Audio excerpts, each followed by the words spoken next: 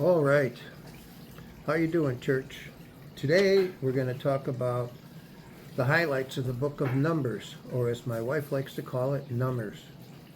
It's a tough book. It's no lie. I mean, going through all of the census information, and it honestly, I have not read the entire book word for word. When I get to the censuses and things like that, I sort of skim through it. I understand why the information needs to be documented.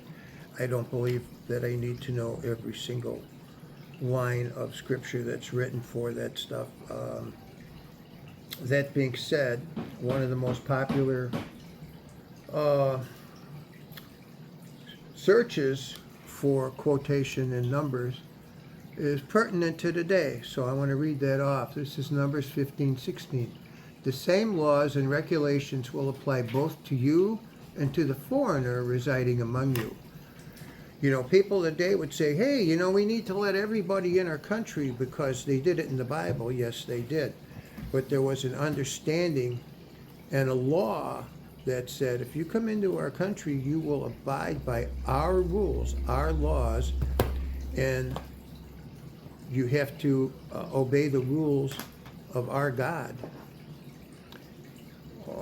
That's not what is happening today with what's going on, and that's why we're having a lot of divisive problems today in our world with such things as Muslims in office.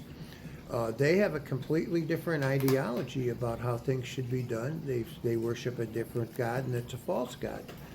And I don't care if it's politically incorrect to say it.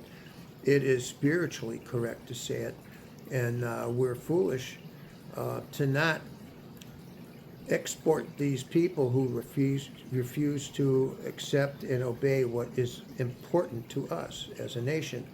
Then we have those people who don't care and they just want anybody to come here for whatever reason, and that doesn't make any sense. So anyway, as I said, it's very divisive, but it's probably one of the reasons why it's one of the most looked up verses in the Bible. Again, that's Numbers 15:16. The same laws and regulations will apply both to you and to the foreigner residing among you. So, chapters 1 through 10 is a census of the people, the organization of the camp, and the beginning of their journey to the promised land. And again, it is numbers. It's crunching numbers, crunching numbers, crunching numbers. 11 through 25 are the events during the wilderness journey, including complaints, rebellion, and God's provision. 26-36 are it's the second census, new laws, and preparations for entering the promised land. So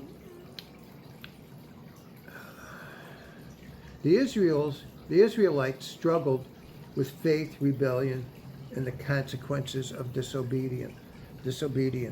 Again, my gosh, they get food falling from the sky, Moses with the Ten Commandments, pillars of fire and clouds,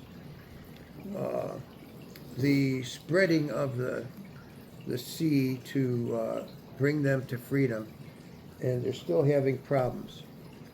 And I don't know, it's pretty remarkable.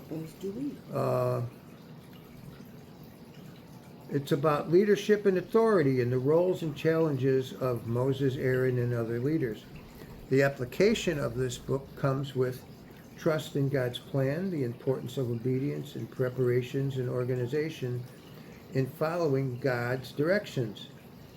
It's an understanding that this book guides us for faithfulness in prepping for a sinful world, how to handle it in disobedience. So it is a book of preparation. It's a book of organization. And why would we need that? Well, a good mayor of a city has to have a good mind for organization and know how to take care of the city and its people, how to structure things so that, say, public services are made available to as many people as possible, and how to go about doing that. So on a real level of how things work, these types of skills are needed. And God, in teaching his people, was letting them know, hey, you're on this trip, you've got all of these different tribes, you've got to figure out how to make this work. You've got to be organized, you got to be prepared, and you got to obey me, because if you don't do that, you're going to run into all kinds of problems. And they did. So perhaps this highlight I've given you of Numbers may make you view it in a different way, if not rereading it. And I hope it helps. God bless you, church.